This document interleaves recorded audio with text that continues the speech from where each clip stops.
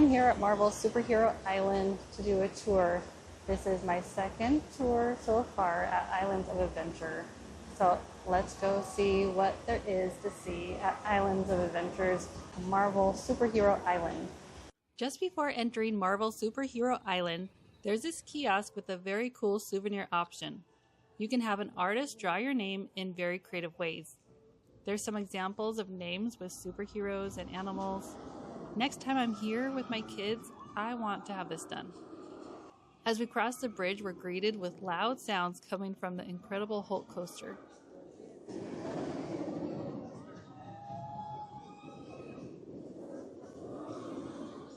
Marvel Superhero Island has that 90s comic book style, which I love.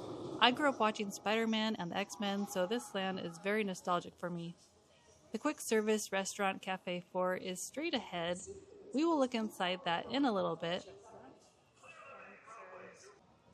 Off to the left is the entrance to the Hulk coaster. There's also a little kiosk before that where you can buy some souvenirs. Lockers are over here for the ride. No loose objects are allowed. There's metal detectors to make sure that nothing is taken on the ride. There's also a sink where you can dump your liquids from any water bottles that you might have.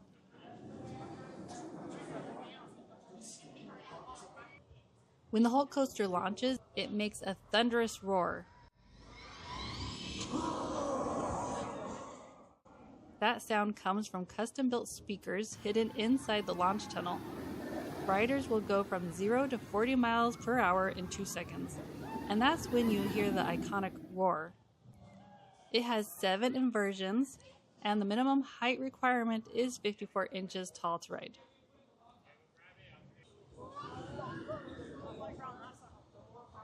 Over here next to the Incredible Hulk coaster is Storm Force Accelron.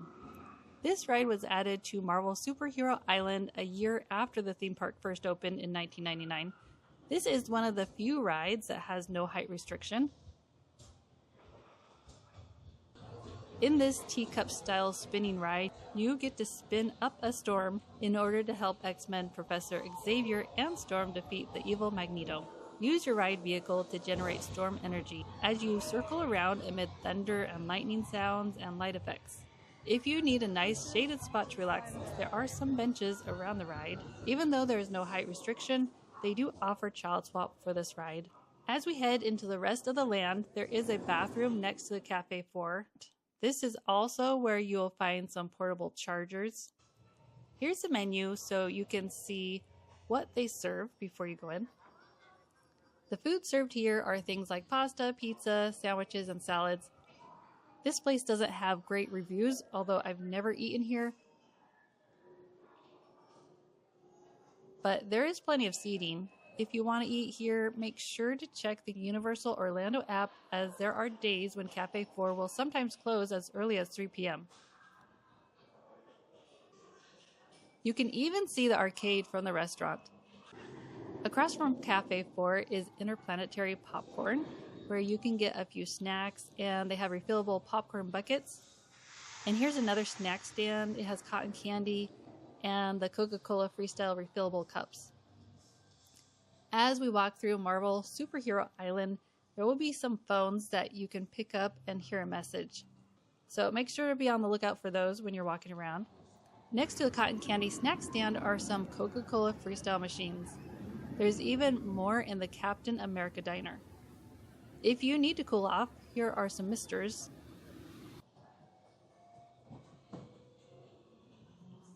Here's a fun photo op. You can sit in the Fantastic Four car and take a picture.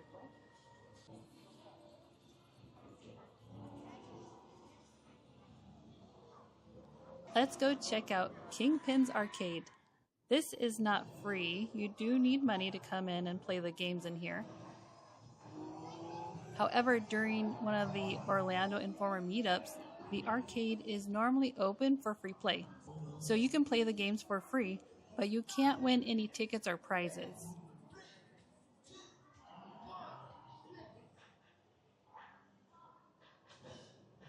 It's a nice sized arcade. There's plenty of games.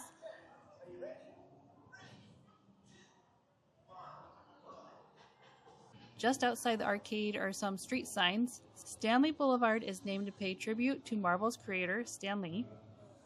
And Yancey Street is named for Ben Grimm, also known as the Thing from the Fantastic Four, who was born on Yancey Street.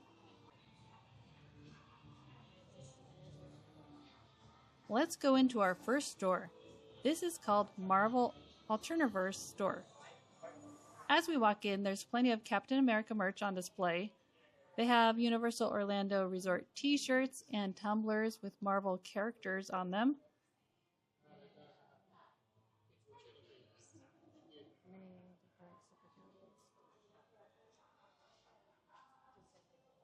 There's Deadpool. There's all sorts of Marvel-themed items in here. There's even Marvel-themed phone cases.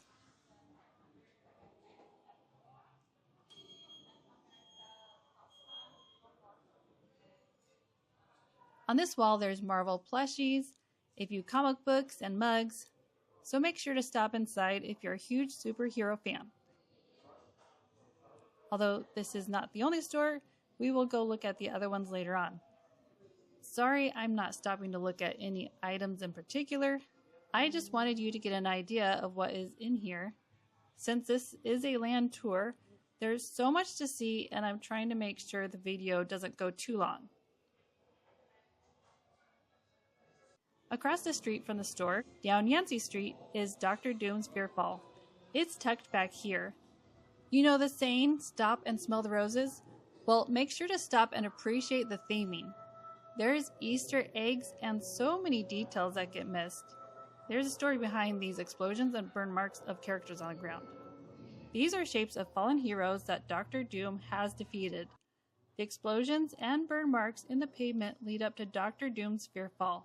Presumably, it's all that's left of the Fantastic Four after Dr. Doom dispatched our brave superheroes with his powerful, fear-based weapon. There's lots of Easter eggs in this side section by Dr. Doom. It's the villain area. The sign for Blaze and Ketch Mechanics. It's a business name that pays homage to the two different Ghost Riders, Johnny Blaze and Danny Ketch. Here's a test seat so you can make sure you fit before getting in line for the ride. Dr. Doom's Fearfall opened with Islands of Adventure on May 28, 1999. For years, Dr. Doom's Fearfall held the record as the highest free fall ride in Florida.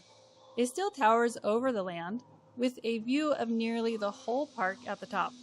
It shoots up 185 feet into the air on the huge drop tower. The story of this attraction is that Dr. Doom is collecting your fear to power his evil schemes, and by going on this ride, you provide him with an unlimited supply of fear.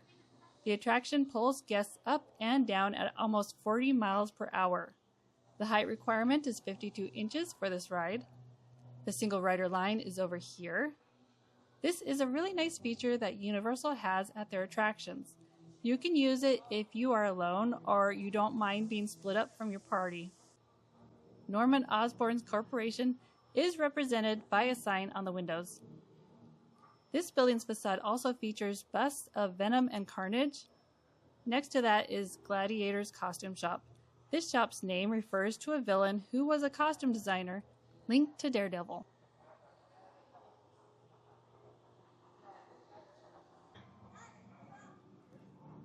Also, here's a newspaper box for the Daily Bugle from Spider-Man. You'll see a few of these as you walk around.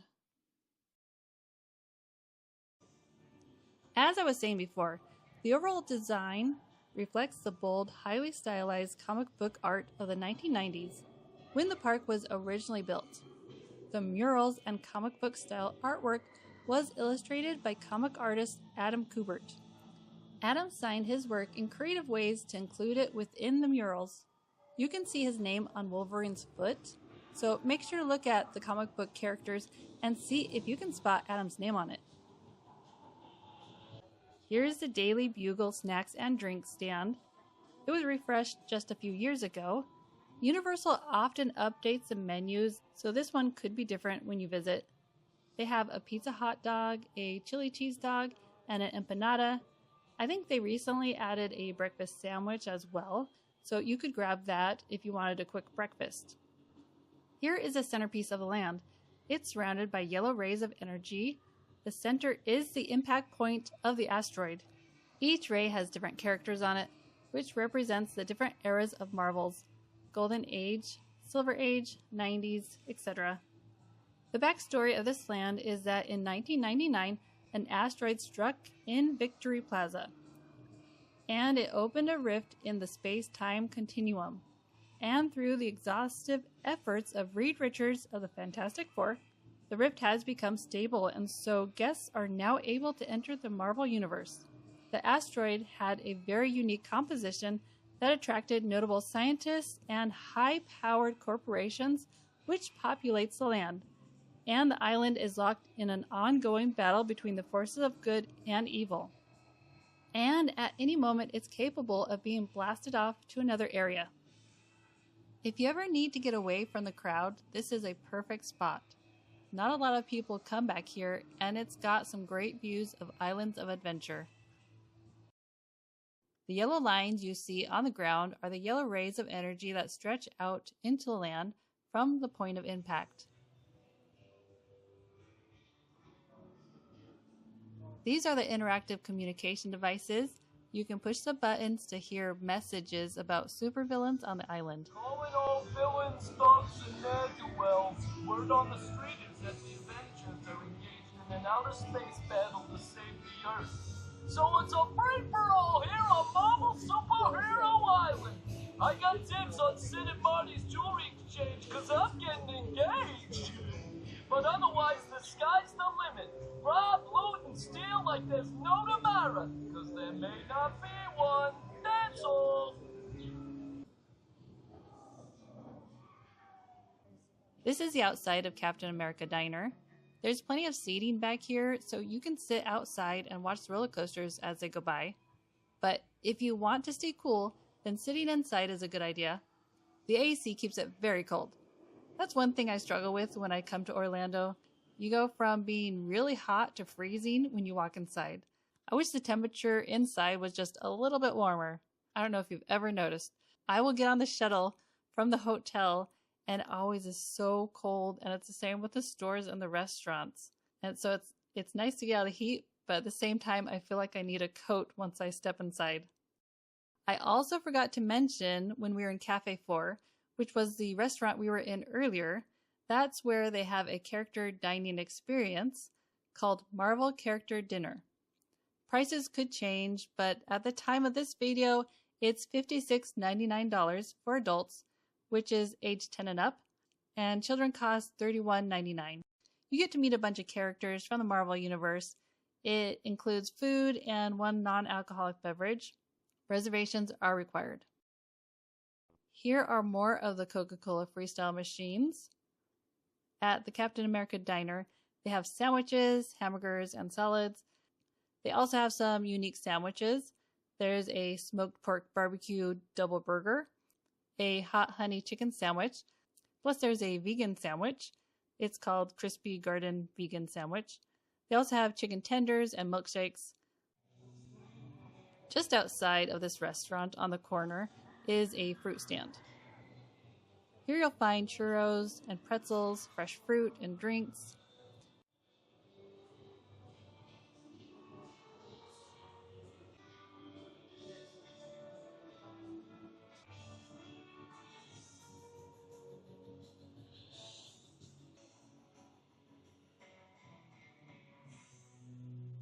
Here's the chill ice cream stand.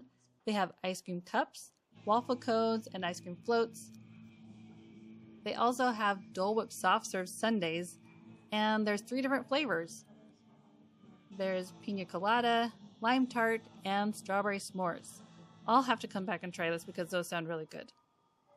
We missed a bunch of stuff on the other side, so let's go back to the last attraction in Marvel Superhero Island.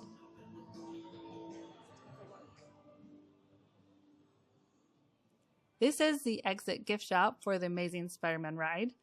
If you want to buy some Spider-Man merchandise, this is the store to visit.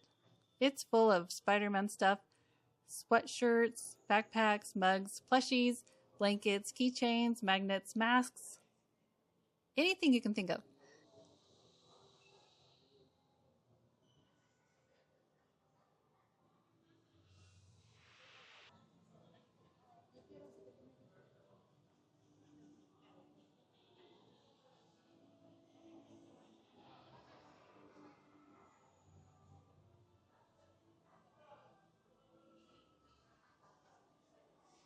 As we exit, there's also a Spider-Man specific press penny machine.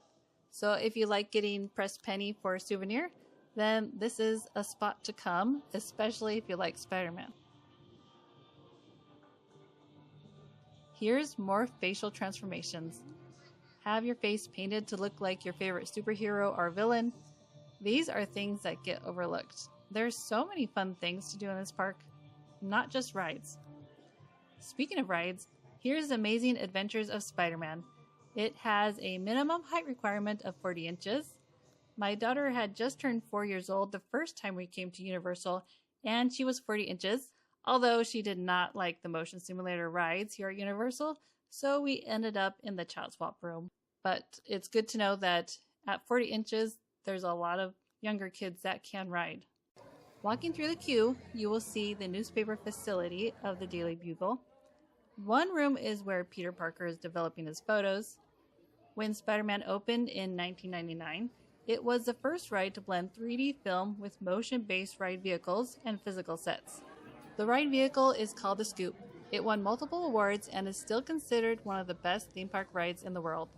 Stan Lee makes an appearance inside the Amazing Adventures of Spider-Man. Keep your eyes open. You can spot him driving a truck, standing on the street, and even in the final scene.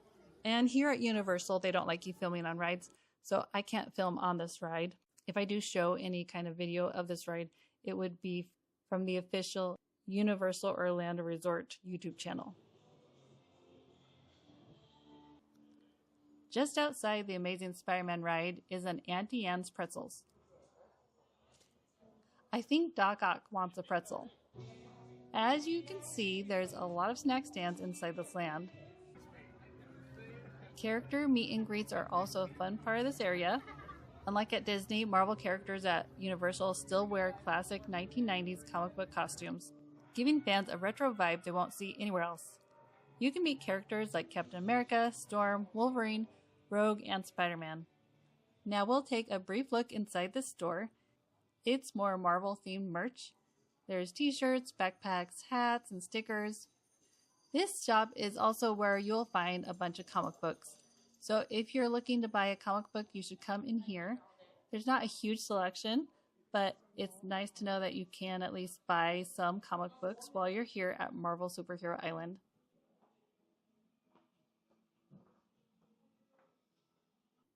At the exit is another machine where you can get these Marvel-themed souvenir coins.